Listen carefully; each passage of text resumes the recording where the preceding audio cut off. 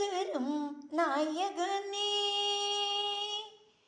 நலம் தரும் நாயகனே, நவ சக்தி விநாயகனே, என்றும் நலம் தரும் நாயகனே.